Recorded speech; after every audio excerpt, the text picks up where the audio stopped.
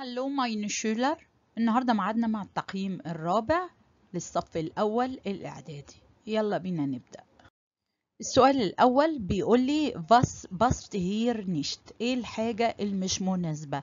طبعا بنقراهم كلهم الأربع كلمات ونقدر من خلال أكيد يعني في علاقة بتربط بين الكلمات اللي موجودة، 3 كلمات في علاقة بتربط بينهم ما عدا واحدة، فنيجي نمرة 1 أو نمرة 1 هاندبال اللي هي كرة اليد، جيتار اللي هو الجيتار، باسكت بال كرة السلة، تنس. طبعا دي كلها ألعاب ما عدا الجيتار، يبقى الجيتار هو الايه المختلف.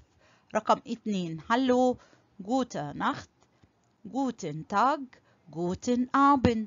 طبعا في 3 تحيات ما عدا واحدة اللي هي جوتا نخت، دي اللي هي الايه الوداع اللي هي تصبح على خير. رقم 3 شبيلة كوم فونست بن. طبعا هنا كلهم تصريفهم مع ايش ما عدا فونست. 4 دويتشلاند شبانين، أسترلايش شفايتس. ايه البلد المختلفة؟ شبانين. دي ليه؟ لانها كل ال3 بلاد دول بيتكلموا ألماني ما عدا شبانين، اسبانيا يعني.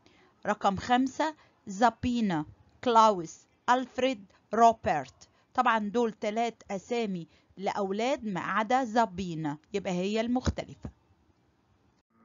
Tschüss.